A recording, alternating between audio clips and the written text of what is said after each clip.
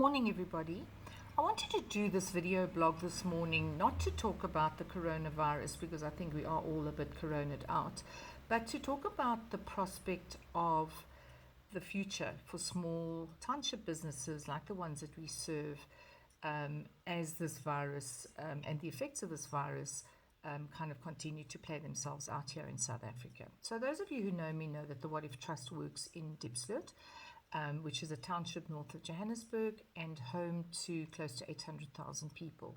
We run a centre in Diepsloot which looks after and provides business support to about 127 small township businesses and entrepreneurs. Those people come to our centre daily and they get access to a computer, to the internet, to electricity, to some refreshments, and they have the ability there to run their businesses. Now, we do face the prospect in the next couple of weeks of having to close down our facilities depending on the way the virus behaves.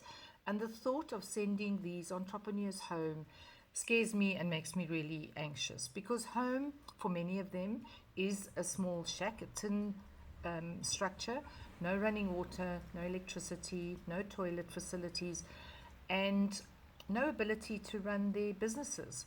So we've been thinking about ways that we can support people and start to do it now so that when the time comes we are prepared. What we can do to help support these entrepreneurs through what is going to be a really difficult time in the future.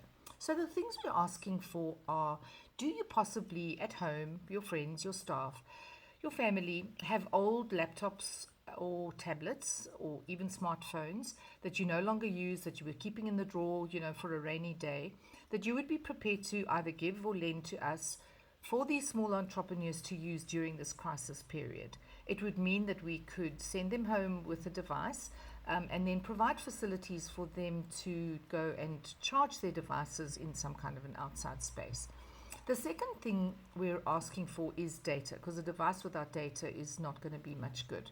So you could either do a donation to our Give and Gain campaign, or we could connect you with one entrepreneur, which would be really cool, and you could then provide data to that entrepreneur over this crisis period, and possibly even some kind of moral, motivational support.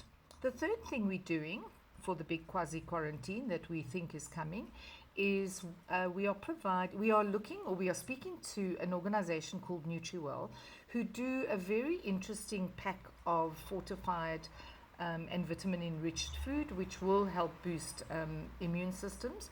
But a box of NutriWell for 250 Rand will feed an individual for a month.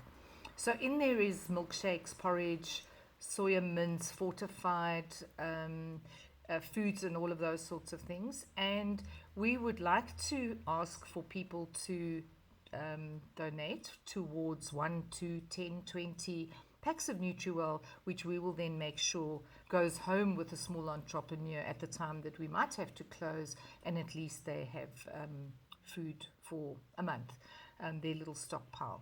We're already having to send entrepreneurs home who are ill, who are showing flu signs, and it's heartbreaking because we are a lifeline and a connection to their customers, and to send them home sort of empty-handed is really, really difficult. So at least armed with a box of food, a device, access to data, there's a chance that they're going to be okay.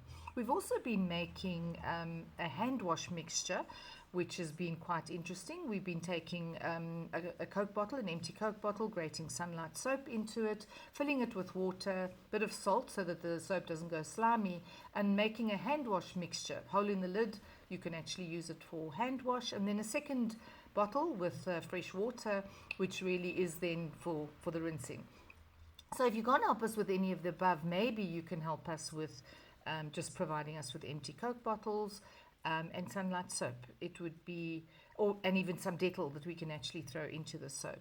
So, we can throw our hands up in the air and we can say this is awful, and the prospects coming towards us are perhaps a little bit scary. But I think we need to start doing really practical things so that we are ready when the time comes to support those businesses and make sure that they can also survive through what's going to be this very difficult period. Please reach out to us. I know that there are ways that you can help, and there are ways that we can all make this better together. Thank you.